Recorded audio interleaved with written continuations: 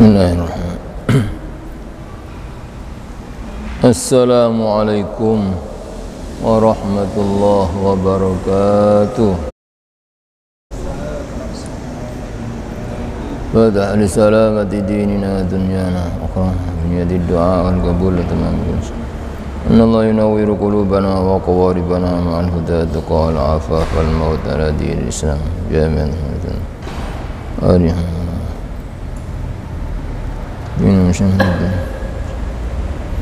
ونمانا بشرف الصالح من إنسان وإلى الرحمة وإلى حضرة النبي المصطفى سيدنا محمد وآله وصحبه الكرام شر سورة الفاتحة. بسم الله الرحمن الرحيم.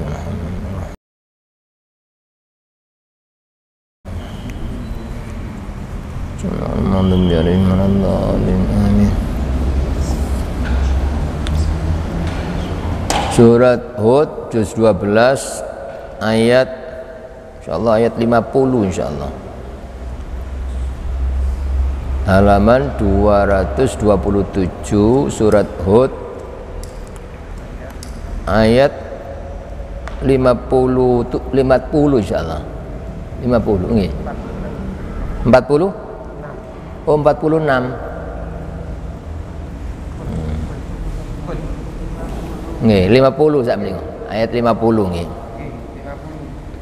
Ayat 50 wa ila adin. A'udzu billahi minasy syaithanir rajim.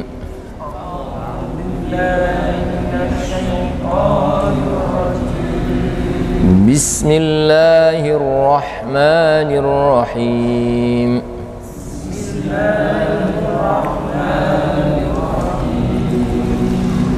وإلى عاد أخاهم هودا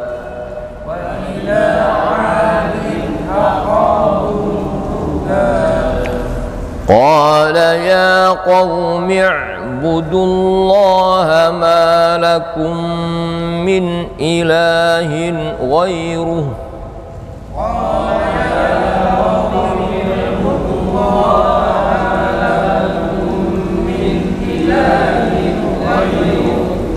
إن أنتم إلا مفترون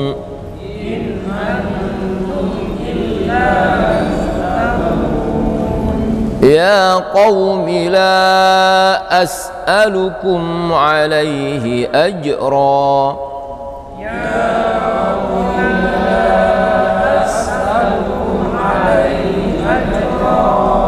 إن أجري إلا على الذي فطرني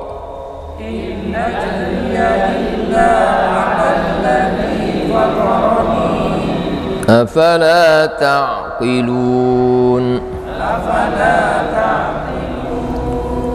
ويا قوم استغفروا ربكم ثم توبوا إليه يرسل السماء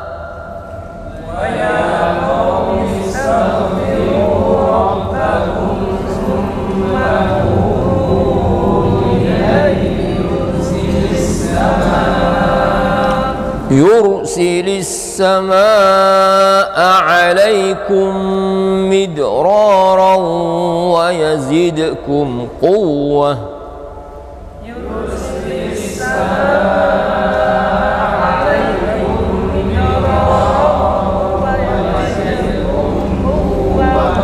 ويزدكم قوة إلى قوتكم ويزدكم قوة إلى قوتكم ولا تتولوا مجرمين ويزدكم قوة إلى قوتكم ولا تتولوا مجرمين.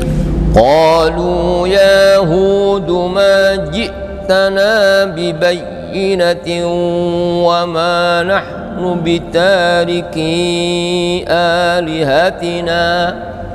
قالوا يا هود ما جئتنا ببينة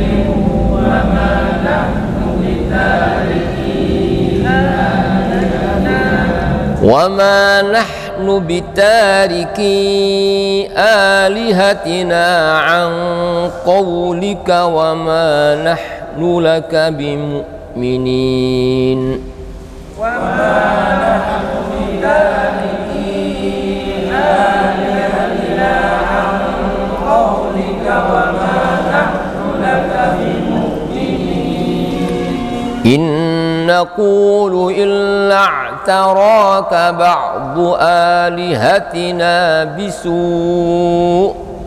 إن نقول إلا اعتراك بعض آلهتنا بسوء. قال إني أشهد الله واشهدوا أني بريء مما تشركون. قال إني أشهد الله واشهدوا أني بريء مما تشركون. من دونه فكيدوني جميعا ثم لا تنظرون. من دونه فكيدوني جميعا ثم لا تنظرون. إني توكلت على الله ربي وربكم توكلت على الله ربي وربكم ما من دابة إلا هو آخذ بناصيتها. ما من دابة إلا هو آخذ بناصيتها. إن ربي على صراط مستقيم. إن ربي على صراط مستقيم. فإن تولوا فقد أبلغتكم ما أرسلت به إليكم. فإن تولوا فقد أبلغتكم ما أرسلت به إليكم. ويستخلف ربي قوما غيركم ويستخلف ربي قوما غيركم ولا تضرونه شيئا ولا تضرونه شيئا. إن ربي على كل شيء حفيظ. إن ربي على كل شيء حفيظ. صدق الله العظيم. صدق الله العظيم. بسم الله الرحمن الرحيم. الحمد لله رب العالمين والصلاة والسلام على أشرف الأنبياء والمرسلين سيدنا ومولانا محمد وعلى آله وصحبه أجمعين. أما بعد. Bismillahirrahmanirrahim. Wa ila adin, dan kami utus kepada kaum Ad akhahum, saudara mereka. Siapa? Huda, yaitu Nabi Hud. Maksudnya saudara ini sesama anak cucu Adam, bukan saudara kerabat. Jadi manusia semua adalah bersaudara. Nabi ya diutus dari sesama manusia itu, anak cucu Adam, yaitu Nabi Hud kepada kaum Ad. Sebagaimana nabi-nabi yang lain semua ketika ada tugas dakwah dari Allah mesti pertama ngajak bertauhid, yang dalam bahasa Al-Quran ini disebut dengan ibadah ya, ibadah itu intinya tauhid. Maka qala Nabi Hud berkata, ya qaumi, wahai kaumku, u'budullaha, sembahlah ya oleh kalian Allah. Ya, ini maknanya bertauhid. Kenapa kok maksudnya u'budullah tauhid? Sebab terusannya ayat malakum min ilahin ghairuh, tidak ada bagi kalian Tuhan yang berhak disembah selain Allah. Jadi umumnya kata-kata ibadah itu mesti dibarengi dengan tauhid, atau kadang-kadang dibarengi dengan wala tusyriku bi syai'a, wa'budullah wala tusyriku bi syai'a. Ya, sembahlah Allah dan jangan menyekutukan Allah dengan sesuatu pun. Kalau di sini ibadahlah kalian kepada Allah, tidak ada bagi kalian Tuhan selain Allah. Ya, artinya kebanyakan manusia di dunia ini itu suka mempertuhankan selain Allah. Kalau orang-orang zaman dulu ya patung berhala itu yang dianggap Tuhan selain Allah. Mungkin ada orang yang menyembah matahari, ada yang menyembah kayu dan lain sebagainya. Tapi semua itu adalah meyakini ada sesembahan selain Allah. Maka ya tidak dinamakan ibadah, walaupun orang ini ya mungkin sholat seperti umat, puasa mungkin baca zikir, tapi selama masih ada yang dipertuhankan selain Allah ya, itu masih belum dikatakan ibadah dan masih dianggap ada syirik. Jadi syirik itu jangan dikira hanya nyembah patung. Jadi walaupun orang itu hidup yang dipentingkannya harta ya, yang dipikir hanya harta, yang dituju harta ya, sampai melakukan apapun motivasinya karena harta ya. Kadang-kadang ketika sudah memiliki harta sudah tenang, kadang-kadang tidak butuh sama Allah. Begitu itu sama dengan patung gitu loh, sama dengan berhala hartanya itu. Jadi mempertuhankan harta, walaupun dia mengaku muslim, walaupun baca syahadat, selama di hatinya yang dituju seolah-olah harta itu yang membuat orang bahagia, seolah harta itu yang membuat orang mulia, maka tidak beda dengan berhala. Jadi tidak dinamakan ibadah walaupun sergap ibadah. Atau mungkin orang di dunia ini hanya yang dibanggakan pangkat jabatan ya, seolah-olah kalau punya jabatan kekuasaan itu mulia, pasti bahagia, sehingga pikirannya hanya itu yang dituju ya. Maka orang itu berarti berhalanya itu kekuasaan apapun ya, yang diandalkan selain Allah, seolah itu yang bisa membuat orang bahagia, seolah-olah itu yang membuat orang selamat atau mulia. Begitu itu masih dikatakan syirik dan tidak selamat imannya, tidak selamat hatinya, dan tidak dianggap amal ibadah sebanyak apapun. Maka kewajiban kita harus selalu membersihkan hati dari segala bentuk syirik, sehingga benar-benar yang ada di hati itu hanya illallah. Jadi la ilaha itu benar-benar tidak ada. Jadi bukan harta, bukan pangkat, bukan jabatan, bukan manusia, bukan akal, bukan titel, bukan apapun dan siapapun.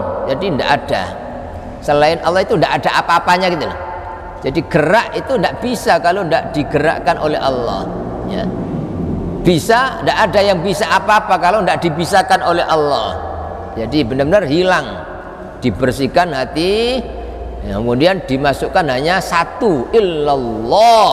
Jadi la ilaha itu tidak ada illallah kecuali hanya Allah. Saya hidup, Allah yang saya cukup Allah yang nyukupi, saya selamat Allah yang menyelamatkan, ya. Yang ngasih rezeki saya Allah, yang nyukupi Allah, yang bisa menolong hanya Allah.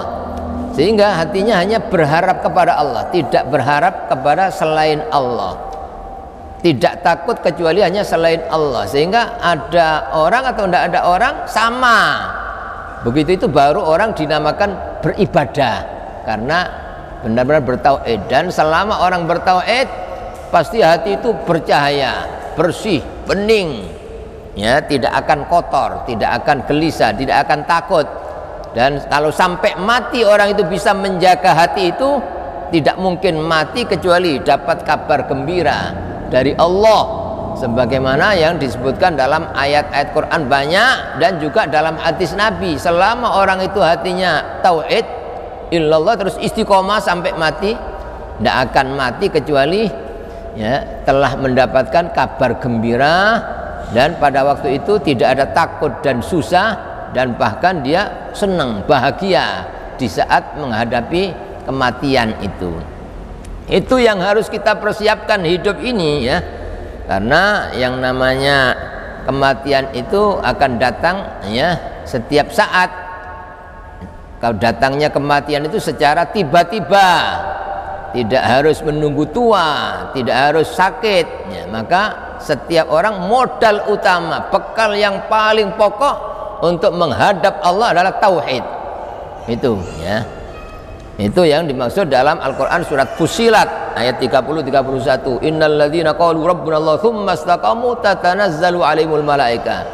Juga surat Al-Ahqaf ayat 13-14. Innal ladzina qalu rabbuna Allah tsumma istaqamu fala khaufun alaihim wala hum yahzanun. Sesungguhnya orang yang berkata, Tuhanku Allah, yang ngatur saya Allah, yang nyukupi saya Allah, yang jaga saya Allah, yang membahagiakan saya Allah, yang menentramkan hati Allah. Jadi bukan harta, bukan dunia, bukan manusia, bukan siapa. Tsumma istaqamu, kemudian istiqomah gitu terus, tidak pernah hati ini noleh kepada selain Allah, tidak pernah mengandalkan apapun dan siapapun selain Allah. Apa kata Allah?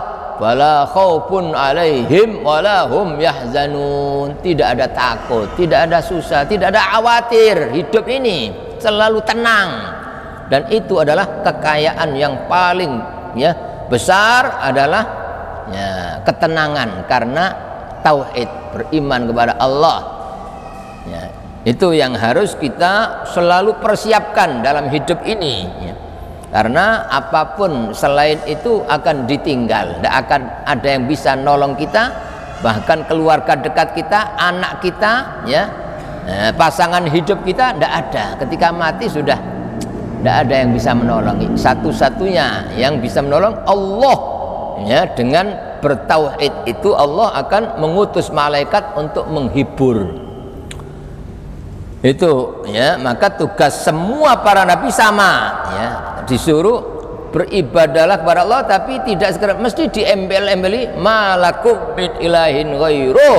Tidak ada, ya, bagi kalian Tuhan, ya, selain Allah. Jadi tidak ada yang bisa nolong, tidak ada yang bisa mencukupi, tidak ada yang bisa menyelamatkan, tidak ada yang bisa membahagiakan, tidak ada yang bisa memuliakan kecuali hanya Allah. In antum illa muftarun. Tidaklah kalian dalam menyembah berhala, ya, berhala apapun selain Allah, ya, yang dipertuhankan. Apapun yang dipertuhankan selain Allah berhala namanya, ya. Kalau orang mempertuhankan harta, ya berhalanya itu harta. Kalau orang mempertuhankan terkenal, oh yang dibangun kepingin terkenal, itu Tuhannya adalah terkenal, berhalanya terkenal, ya. Ya itu, selama orang itu ada yang diandalkan selain Allah, ada yang dibanggakan selain Allah, ada yang diharapkan selain Allah, maka orang ini dikatakan pembohong. Tidaklah kalian kecuali orang-orang yang membuat kebohongan, mengadakan suatu yang tidak ada dasarnya dalam Al-Quran maupun dalam hadis Nabi. Ya qaumi, wahai kaumku, la as'alukum alaihi ajra. Aku tidak meminta kepada kalian alai atas dakwah ini, mengajak tauhid ini, saya tidak minta apa-apa, tidak minta upah.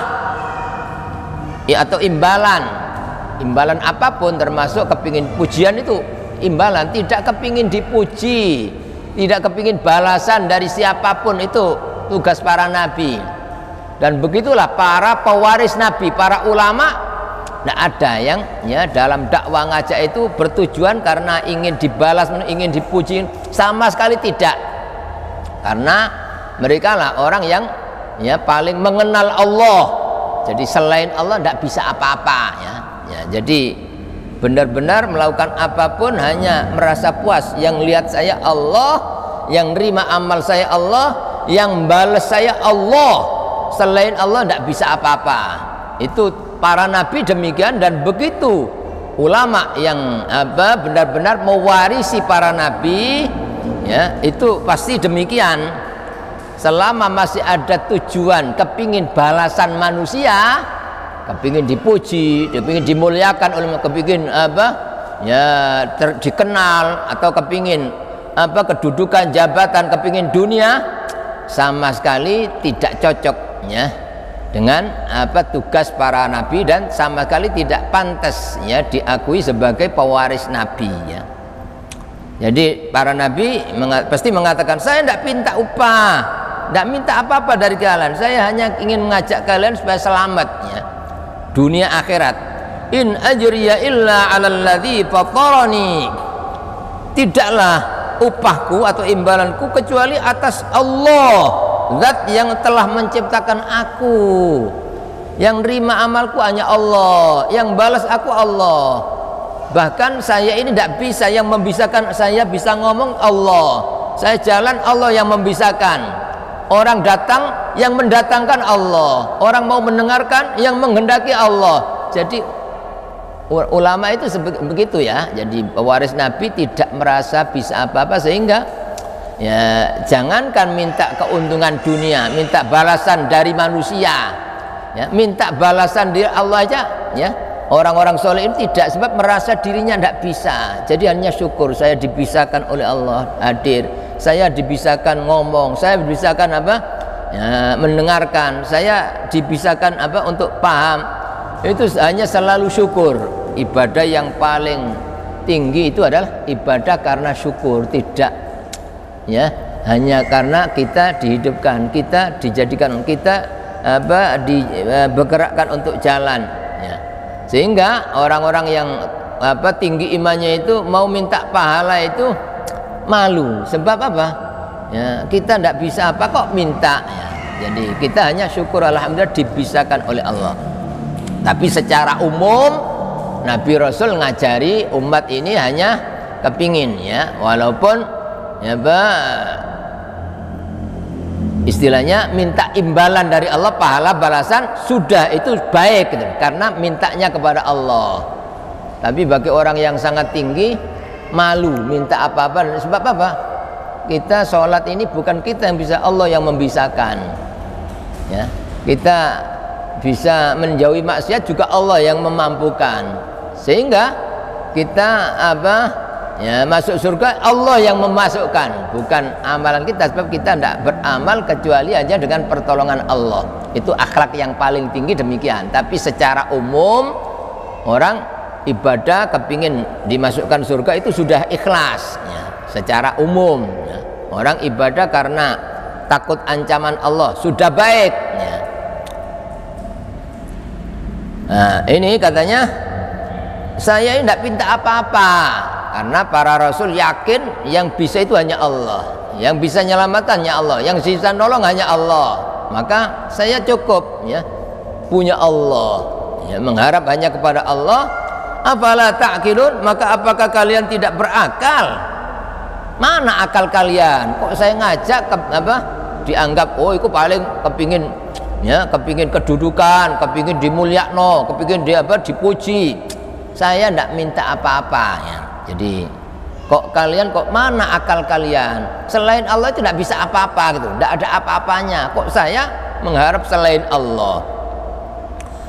Ya terus ini ya, ini pelajaran bagi kita dan bagi umat manusia seluruh dunia. Jadi inti supaya kita ini tetap dijaga oleh Allah, tetap diselamatkan oleh Allah, tetap dicukupi oleh Allah, pertama harus bertauhid, itu modal utama, jangan ada syirik sedikit pun.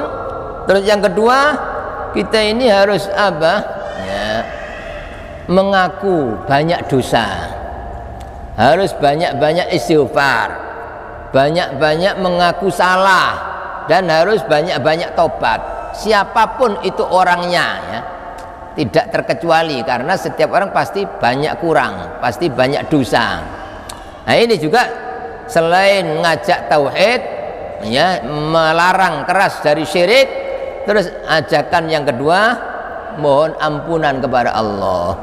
Wa ya qaumi istaghfiru rabbakum, hai kaumku, istaghfiru rabbakum, mohon ampunlah kalian, rabbakum kepada Tuhan kalian, tsumma tubu ilaih, kemudian bertobatlah kalian dari kesyirikan.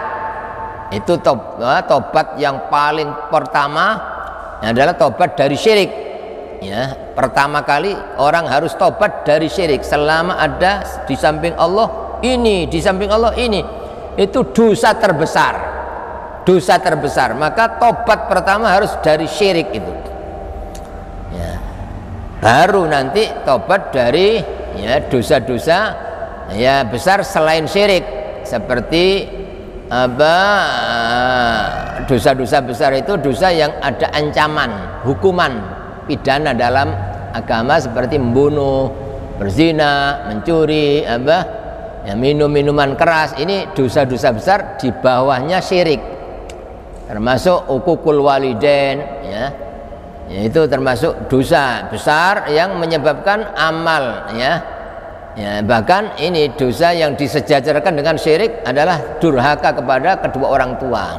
Jadi selama orang itu belum baik sama orang tua, harus tobat. Jadi tobat dari syirik dan tobat dari ya durhaka kepada orang tua. Baru dari dosa-dosa yang lain. Tsumma tubu ilaih, kemudian bertobatlah kalian dari syirik kepada Allah, yursilis sama, ini janji apa? Pasti. Jadi jawaban dari amar itu pasti, tidak bisa tidak. Yursilis sama, maka pasti dia, yaitu Allah, akan kirimkan langit, maunya hujan, alaikum kepada kalian, midrara, dengan deras. Ya, ini sumber apa rahmat, sumber kemakmuran itu turunnya hujan. Karena pada waktu itu tidak ada hujan selama 3 tahun di zaman Nabi Nuh. Biasanya Allah itu ingin menegur manusia yang lalai itu dengan tidak diturunkan hujan. Itu akibat perbuatan dosa manusia. Makanya biasanya kalau terjadi lama tidak hujan kan biasanya dianjurkan sholat istisqa. Tapi tidak langsung sholat, itu dianjurkan tobat dulu, tobat ya, tobat terus puasa 3 hari ya. Kemudian dianjurkan untuk banyak sedekah ya. Karena apa? Karena apa? Umumnya tidak adanya turun hujan karena dosa-dosa manusia, dan begitu balak yang lain ya. Jadi apapun balak, musibah, bencana, pasti penyebabnya karena dosa manusia gitu.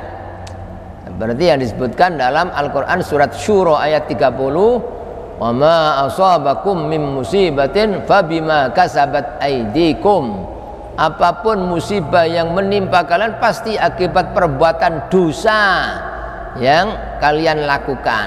Maka setiap kita menghadapi problem apapun ya, kesulitan apapun, yang itu dalam bahasa Quran namakan musibah. Musibah itu apapun yang tidak menyenangkan, itu apapun ya, itu musibah, kata Allah, pasti akibat dosa. Dosa itu yang mengundang turunnya bala.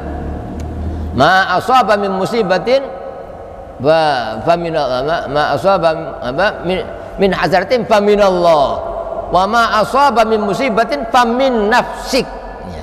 Dalam ayat lain surat An-Nisa, apapun yang menimpa dari musibah itu akibat perbuatan kalian sendiri manusia. Maka setiap kita mendapatkan kesulitan apapun ya, masalah rumah tangga, kesulitan masalah ekonomi, kesulitan itu kita harus ya yakin bahwa yang mengundang datangnya itu dosa-dosa kita. Ya. Terus kita harus ngoreksi diri, kita harus banyak-banyak istighfar dan bertobat kepada Allah. Cuma kadang-kadang ya, saking bodohnya manusia itu tidak merasa punya dosa. Kadang-kadang padahal dosa apa aku? Kadang-kadang aku kok ono ae cobaan, dosa apa ta aku? Justru dia tidak merasa punya dosa, itu dosa terbesar gitu. Kadang-kadang, ya Allah, kenapa engkau dosa apa ya Allah, saya ini kok begini terus ya Allah.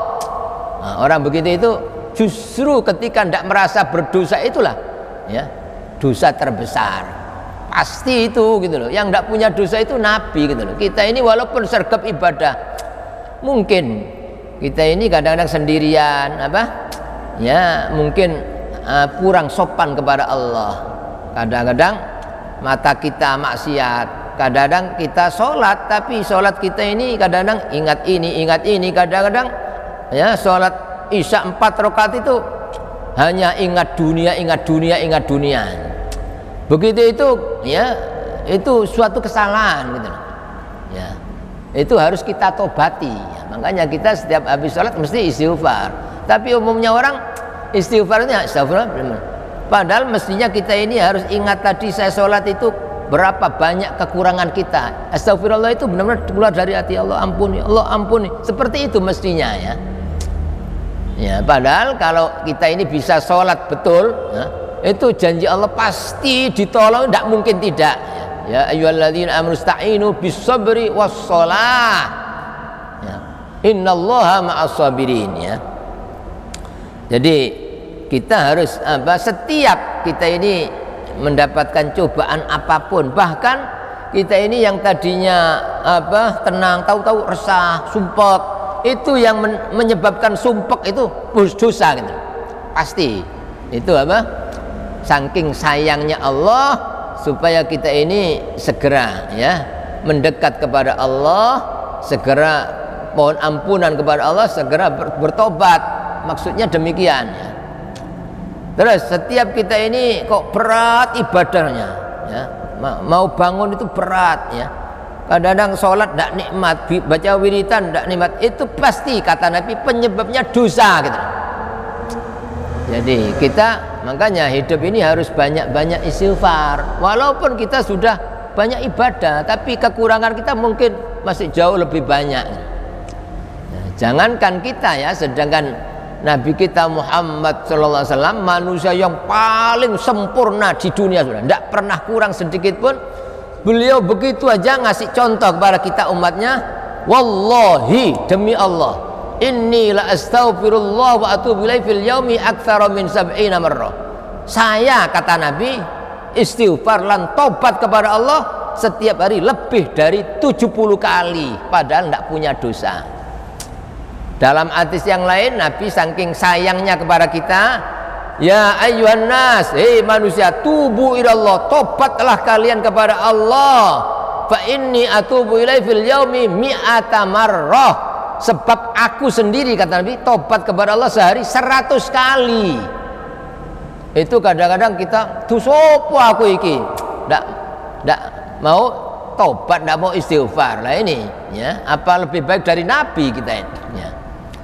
Ini maka Nabi Hud mohon ampunlah kalian kepada Tuhan kalian, kemudian tobatlah kalian terutama dari dosa-dosa terbesar, dosa syirik, dosa kurang baik sama orang tua, mungkin dosa kurang baik sama kerabat ya, memutus tali persaudaraan itu termasuk dosa besar sampai tidak bisa masuk surga kata Nabi. Kalau sampai mati belum tobat dari itu, la yadkhulul jannata qati'ur rahimin, tidak masuk surga orang yang memutus tali persaudaraan. Begitu itu dosa-dosa seperti itu yang mendatangkan orang kenapa kok sulit, kenapa kok sumpah, kenapa kok angel, itu ya. Makanya setiap kita dapat cobaan apapun bentuknya, mungkin kita ini cobaan, kenapa kok anak saya tidak nurut, kenapa kok pasangan hidup saya kok tidak sama saya, kenapa ya, itu kita pertama harus istighfar, jangan nyalahkan orang lain, jangan langsung nyalakan orang lain, tapi pertama kita harus mungkin kurang baiknya orang itu kepada kita gara-gara kita kurang baik kepada Allah. Mungkin kita banyak dosa, oleh Allah diperingatkan dengan anak, kadang-kadang diperingatkan oleh Allah dengan pembantu, diperingatkan. Orang yang kenal Allah tidak gampang ya nyalakan orang, tapi pertama nyalakan dirinya sendiri ya. Itu ya. Kata Allah, kalau kalian istighfar dan tobat, pasti Allah menurunkan hujan ya rahmat pada kalian secara deras, yang dengan itu akan subur tanaman-tanaman, akan menjadikan rizki mudah, manusia menjadi cukup. Ya ini, wa yazidkum quwwatan ila quwwatikum, otomatis gitu loh. Kalau tanaman-tanaman subur, maka kekuatan manusia bertambah gitu loh. Kekuatan sehatnya, fisiknya tambah kuat, karena tadinya kekurangan, banyak yang kelaparan ya, banyak yang kekeringan, tidak ada air ya. Maka ya setelah tobat dan istighfar itu turun hujan sebagai sumber kemakmuran, karena setiap orang pasti butuh air. Wala tatawallau mujrimin, dan jangan kalian berpaling dalam keadaan menjadi orang-orang yang berbuat dosa ya. Dalam ayat lain ya, Nabi Nuh, tapi bukan di kisah Nabi Nuh dalam surat ini, surat Nuh. Ini surat Hud. Nah, dalam surat Nuh ayat 10, Nabi Nuh mengatakan kepada kaumnya, wa qul tastaghfiru rabbakum innahu kana ghaffara yursilis samaa 'alaikum midrara wa yumdidkum bi amwali wa banina wa yaj'al lakum jannati wa yaj'al lakum anhara. Lebih lengkap.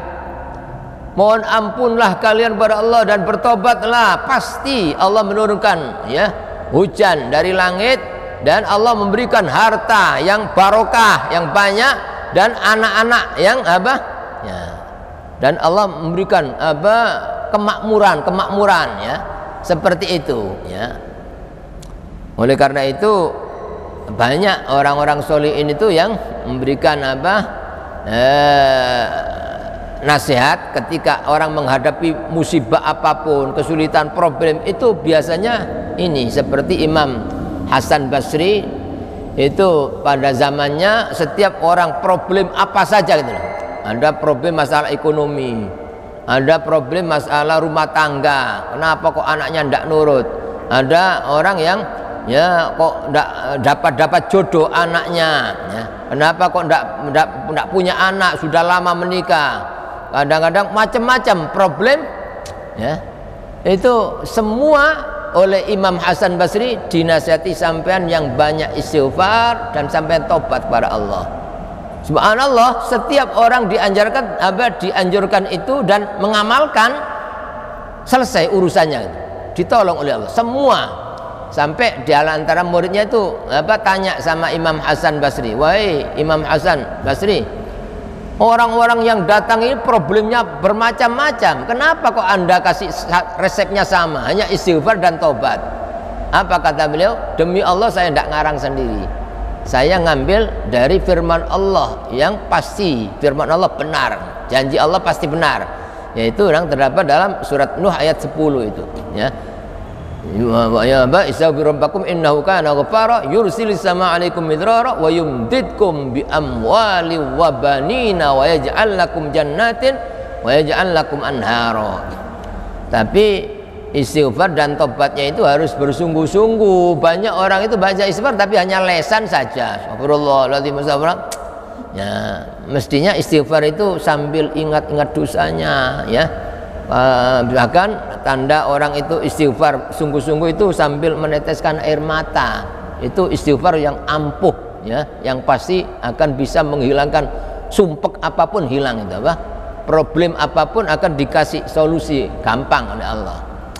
Termasuk mungkin ada problem rumah tangga, anaknya mungkin tidak baik, itu seperti ini sama gitu ya. Kita harus ya banyak-banyak istighfar, nanti Allah gitu loh. Ketika kita ini sudah diterima oleh Allah, ketika kita ini sudah dianggap baik, layak ditolong oleh Allah karena kita mengakui dosa kita, kita menyambung hubungan ya kepada Allah, maka otomatis gitu loh, yang merubah keadaan itu Allah, bukan kita gitu. Bukan kita, Allah gitu loh. Kalau kita sudah baik kepada Allah, otomatis ya apapun ya akan dibuat baik kepada kita ya.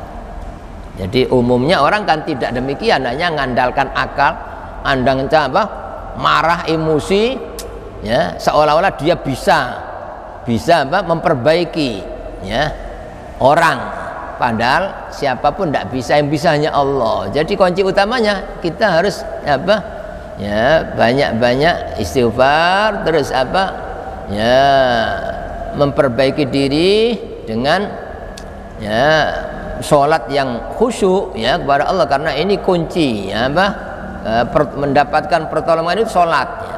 Kunci keberuntungan, kesuksesan sholat. Terus qalu ya, mereka kaum Ad itu berkata, Yahudu wahai Nabi Hud, wahai Hud, ma ji'tana bibayyinatin ya, ini ya betapa apa mahalnya nikmat hidayah itu ya. Jadi padahal semua Nabi Rasul sempurna ya, manusia yang suci, lesannya suci, hatinya suci ya, akhlaknya luar biasa, yang disampaikan adalah firman Allah. Tapi kaumnya tetap mokong gitu loh. Padahal kalau berbicara masalah ikhlas, paling ikhlasnya manusia para nabi itu ya. Tapi kenapa kok diusahakan menolak? Hanya disuruh meninggalkan sesembahan selain Allah, itu keberatan itu. Itu betapa mahalnya tauhid ya, tauhid ya. Ya mungkin ya kalau Allah menyebutkan itu tidak hanya zaman dulu, zaman sekarang pun demikian. Hanya saja yang disyirikan itu ya justru lebih banyak zaman sekarang itu. Hanya saja mereka tidak merasa syirik gitu. Jadi selama ada anggapan seolah-olah harta itu apa yang bisa membahagiakan, ya itulah namanya syirik, dosa terbesar ya. Seolah-olah ada apa mungkin ya kalau istri ya ngandalkan suami, seolah-olah hidup bisa ya cukup suaminya, begitu, itu namanya apa ya ngandalkan selain Allah. Padahal suami bisa mati, bisa apa bisa dibiarkan, bisa apa rugi, bisa bangkrut ya. Tetap harus mengandalkan Allah. Begitu juga orang jadi pegawai negeri, kadang-kadang apa itu pikirannya hanya seolah-olah itu yang mencukupi dirinya, sehingga kadang-kadang ketika sudah akan pensiun, belum pensiun sudah resah. Kadang-kadang pensiun kurang 3 tahun, ya apa saya nanti kalau pensiun, ya apa nanti, padahal ini saya ngangsur belum tuntas, ini anak saya belum selesai, ya apa nanti, masih 3 tahun sudah dipikirkan sekarang.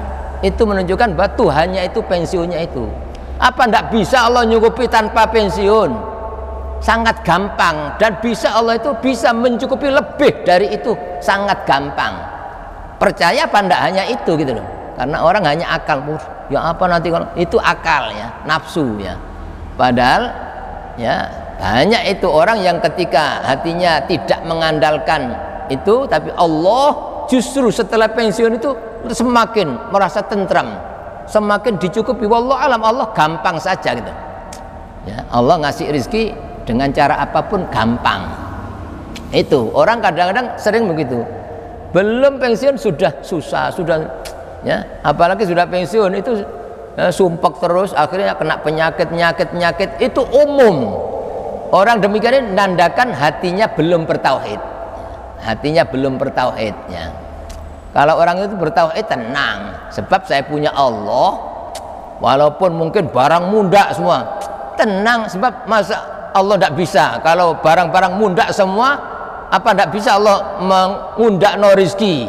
Sangat bisa gitu loh. Walaupun barang mahal, kalau Allah kasih cukup tidak masalah gitu loh. Walaupun murah tapi Allah tidak kasih cukup ya, kan yang penting dicukupi oleh Allah, yang cukupi Allah gitu loh ya. Itu kita harus selalu apa ya, orang yang demikian ini kadang-kadang ya tidak sama gitu loh.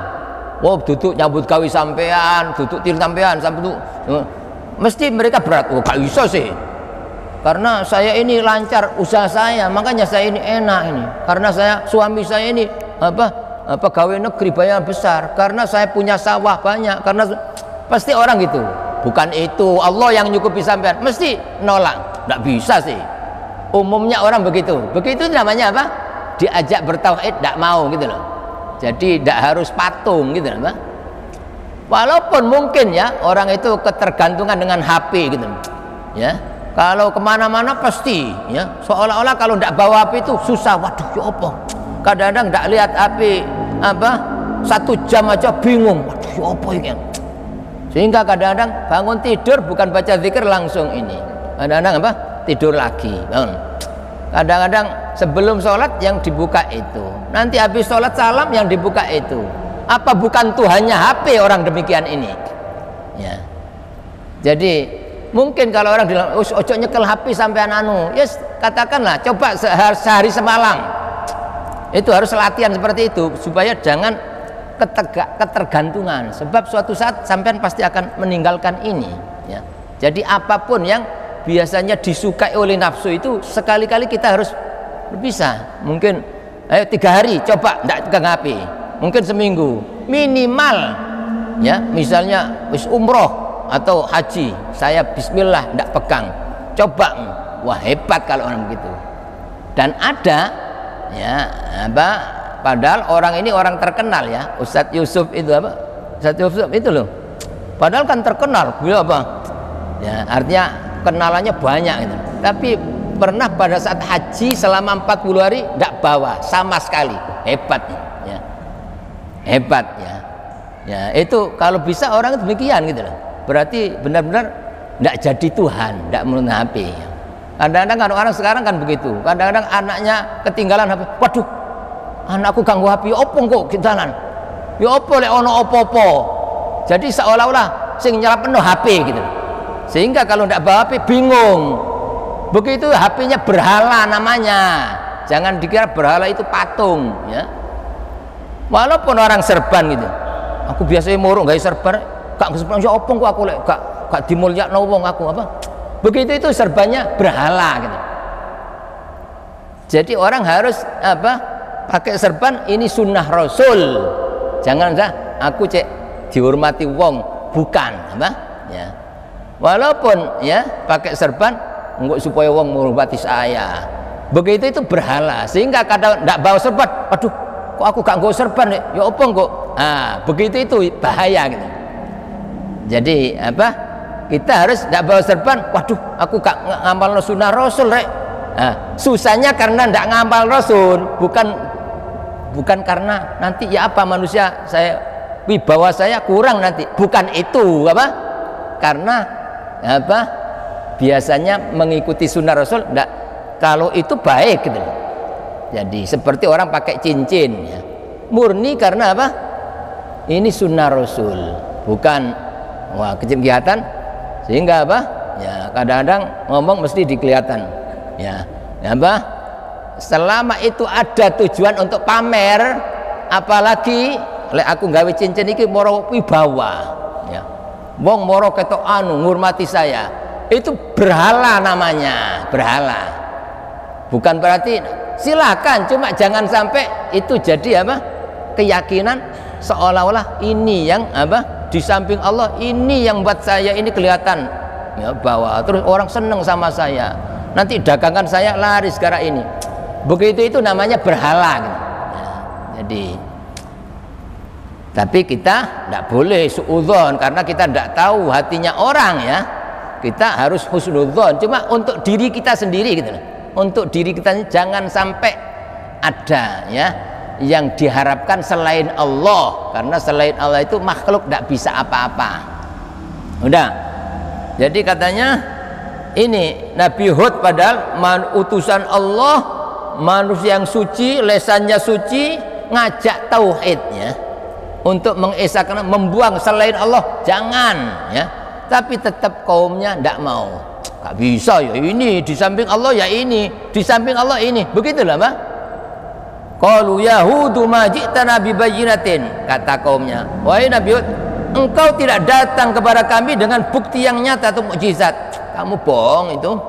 Mana buktinya kalau katanya ya tidak ada, cuma Allah tok itu loh, selain Allah tidak ada. Wa ma nahnu bitariki alihatina, dan kami tidak akan meninggalkan Tuhan kami. Ibarat sekarang tidak akan, ya, saya harus ini yang buat saya ini mulia, ya ini itu apapun, ya, usahanya apanya, ya itu bukan berarti terus orang meninggalkan usaha, bukan gitu loh. Cuma jangan sampai, ya, ada keyakinan seolah-olah ini yang mencukupi gitu loh, seolah-olah selain Allah apapun yang bisa memuliakan, bisa membuat orang bahagia, jangan. Nah, kata kaumnya, kami tidak akan meninggalkan Tuhan, ya, kami. Angkaulika, gara-gara ucapan engkau ini. Wa ma nahnu laka bimu'minin, dan kami tidak akan beriman kepada engkau, wahai Nabi Hud. Ngajak apa sih? Minta apa? Hanya minta supaya meninggalkan sesembahan selain Allah.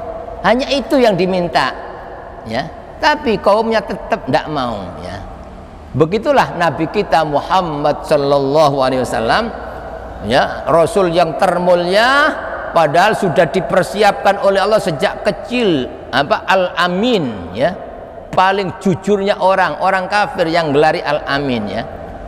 Ya, tapi pada saat beliau diutus umur 40 tahun ngajak supaya iman kepada Allah, memberantas syirik, langsung berbalik 180 tahun, langsung memusuhi Nabi, nganggap Nabi itu gila, nganggap Nabi itu sesat, nganggap Nabi itu tukang syair. Seperti itu betapa sulitnya orang diajak meninggalkan selain Allah itu loh, Pak. Ya, kalau zaman dulu begitu, ya sampai kapanpun gitu loh. Hanya saja yang disyirikan itu, ya, tidak seperti patung itu, ya. Ya, kalau patung mungkin semua orang tahu, cuma ya apapun yang diyakini selain Allah itu, ya, apapun bentuknya atau siapapun itu termasuk bisa ngotori hati, bisa membuat gelapnya hati, bisa menjadikan orang tidak layak untuk menghadap Allah. Nah, makanya Allah mengatakan innamal musyrikuna najasun, sesungguhnya orang-orang yang syirik itu najis hati, ya. Bagaimana akan bisa menghadap Allah kalau orang itu najis? Menghadap Allah itu bukan dengan jasad zahir, ya. Kita sholat itu zahir kita, ya, memang ngadep Ka'bah, ya. Tapi hati kita bukan ngadep Ka'bah, hati kita ngadep Allah yang Maha Suci, ya. Jadi kalau secara zahir butuh badan suci dari najis, butuh pakaian. Tapi Allah melihat kita bukan melihat pakaian, tapi melihat hati, gitu. Melihat hati, ya. Itu makanya syariat tidak bisa dipisah dengan hakikat. Hakikat itu hatinya bersih, itulah hakikat. Hakikat tidak bisa cuma hati itu aku pokoknya ikhlas, aku pokoknya sholat kan zahir gak apa-apa Mas, ya. Nah, tidak bisa, harus kedua-duanya, ya. Jadi syariatnya harus baik, tapi hakikatnya, batinnya harus lebih baik. Supaya hati baik harus memurnikan Allah, membuang, ya, apapun selain Allah. Mudah-mudahan dengan kita mengkaji ayat-ayat firman Allah ini, kita semakin dibersihkan hati kita dari segala bentuk syirik, dari segala penyakit-penyakit hati. Jadi orang yang selalu mengisahkan Allah, ya, dan mudah-mudahan, ya, diampuni segala kekurangan kita selama ini, juga dosa-dosa keluarga, orang tua kita, anak-anak turun kita. Mudah-mudahan semuanya dijadikan orang yang mengisahkan Allah sampai dipanggil menghadap Allah dalam keadaan selamat hatinya, selamat imannya, selamat agamanya, selamat dunia sampai akhirat. Amin ya rabbal alamin. Bismillahirrahmanirrahim.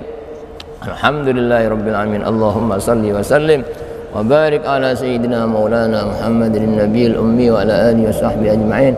Rabbana zalamna anfusana wa illam taghfir lana wa tarhamna lanakunanna minal khasirin. Rabbana anfa'na bima 'allamtana, rabbi 'allimna alladhi yanfa'una, rabbi zidna ilman nafi'a. Allahumma inna nas'aluka husnal khatimah wa na'udzubika min su'il khatimah. Allahumma inna nas'aluka al-'afiyah fid dunya wal akhirah. Wa sallallahu ala sayyidina Muhammadin wa ala alihi. Alhamdulillah. Amin. Al-Fatihah.